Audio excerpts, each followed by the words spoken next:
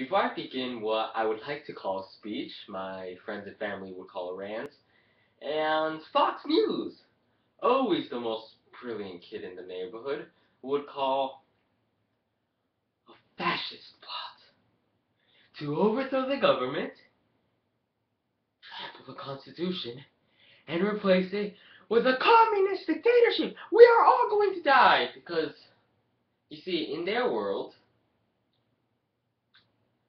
the Nazis and the commies were always the best of friends.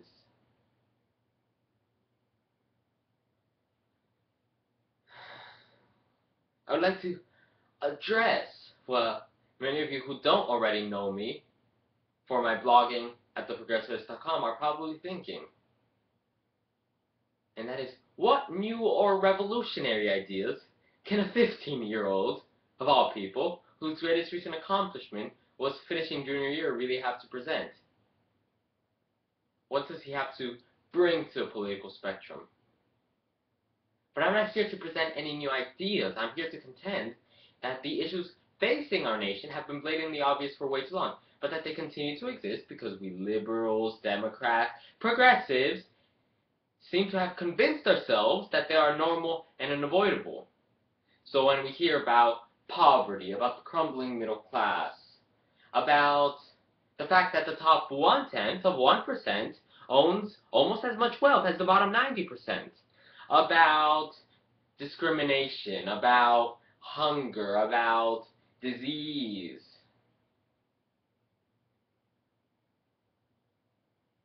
about obesity, we don't really seem to respond as we should.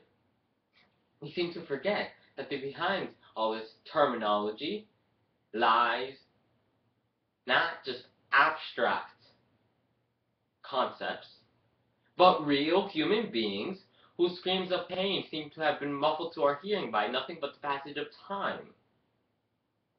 And there's a point at which we are going to have to say that enough is enough. There's a point at which we have to comprehend that while there are two sides to every story, one side is often full of crap, and that the Republican solutions to the crises we face no longer consist of alternate and untested theories. Yeah, why not just try them out?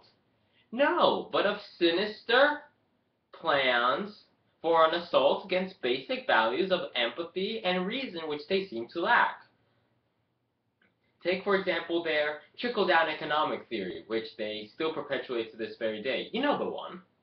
The one that says that giving tax cuts to the rich will give them more money to reinvest in the economy and improve life for all. And just to help this happen better, why not just deregulate everything? Because what could possibly go wrong when we allow the industry to self-police itself?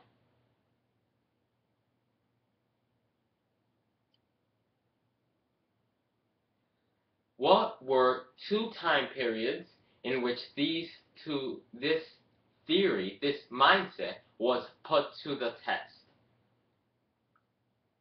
The Roaring '20s and the early years of the 2000s, the Bush administration.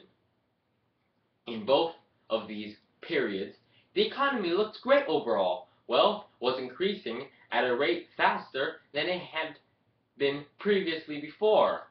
But while the rich continued to get richer, the poor and the middle class continued to get poorer. They had to work longer hours to compensate to be able to maintain their standard of living. And eventually, when the bubble crashed, a recession followed. Why? Why did this happen? Because you cannot build a successful economy off the backs and suffering of a majority of its citizens. Not in a democracy. Or take, as another example of the failed Republican policies, their obsession with abstinence-only education. Yes, you know, Have we not all seen the hundreds of thousands of teenage pregnancies and the spread of STDs that was the inevitable result? And before I'm accused of just foxing this one up, I would like to just say, Google it. Check the map of where STDs and teenage pregnancies are most common, and you will find a striking correlation with places that vote predominantly conservative. Why? Because these policies simply don't work. And I would like to touch on an enormous amount of other fields, but for the sake of time, I will have to stop there. So when I hear people complacent in their powerlessness, ask me, why are you telling me this? Super depressing. I say that I'm telling you this because it is time for all of us to feel the anger and the rage at the destructive policies that oppress us all. Now there are some people, in fact a lot of people, who tell me that I take politics too personally. Well, I'm sorry. It's just that it seems to me that when the conservative establishment deludes masses, which it fights to keep uneducated, into voting against their own interests, it's not just politics, it's fraud. When they pollute the environment, it's not just, well, they deny global warming, it's not just business. No. It's vandalism of our shared habitat. When they deny paid maternity leave, paid vacations, and ensure that American workers have the longest work week of any other developed nation and can no longer spend time with their families, they do nothing less than destroying the future of our next generation and its emotional stability. When they restrict and counter affect plans for increased background checks and weapons, lethal weapons, fall into the hands of mass murderers and the mentally insane and criminals who will later commit atrocities with these weapons. It's not just lobbying our connections at the NRA. No! It's aiding and abetting mass murder and mass criminality. And when they fight universal health care to maximize profits for their insurance lobbyists, and thousands of people die or suffer as a result, it's not just business as usual. It's contract killing, plain and simply.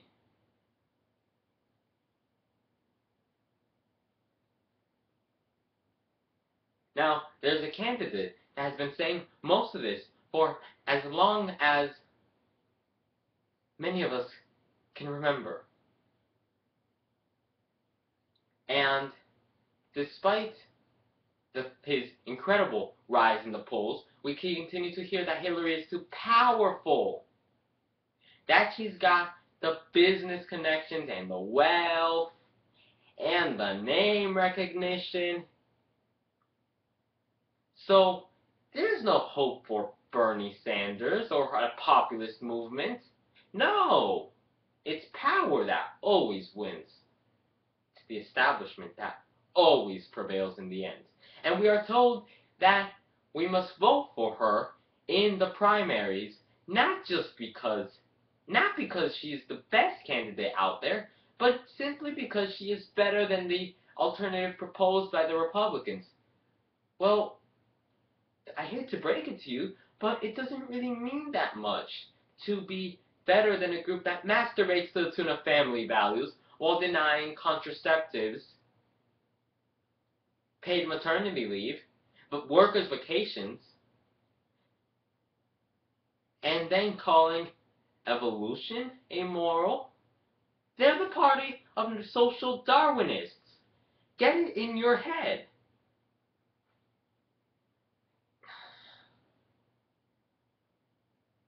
But all this is just smoke and mirrors to draw our attention away from the reality of our situation.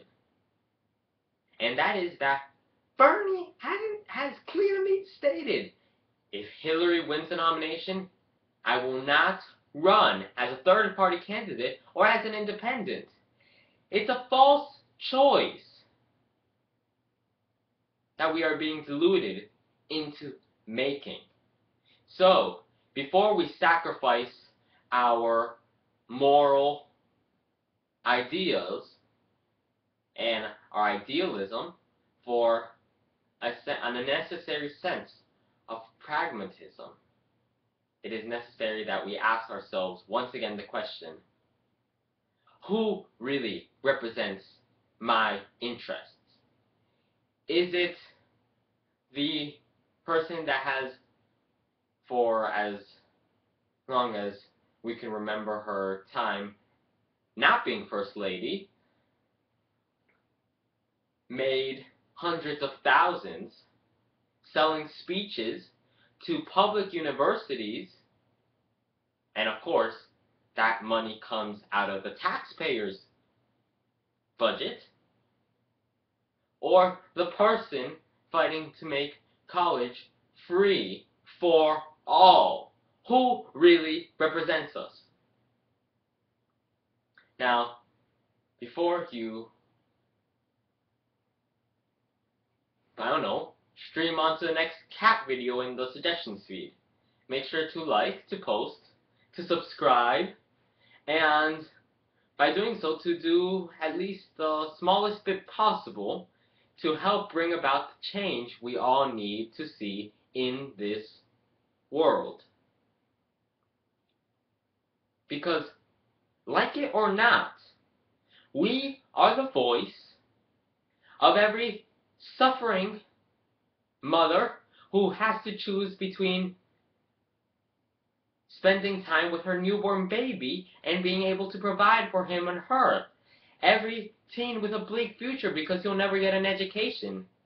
Every college student crumbling under the weight of student loans, which the federal government gives to them at high interest rates while loaning to the banks at a rate of close to 0%. And this is, by the way, a struggle that I have personal interest in, for very obvious reasons, of course. The voice of every oppressed, hungry, sick being, of every victim of police brutality, and of every other disillusioned and sickened person in this nation, and by very extension, in this world.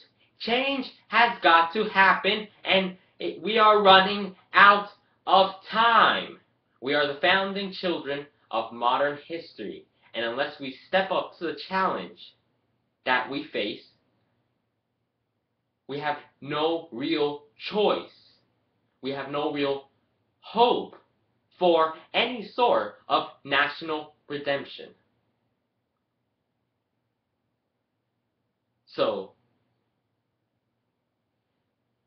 join the movement to change all of this.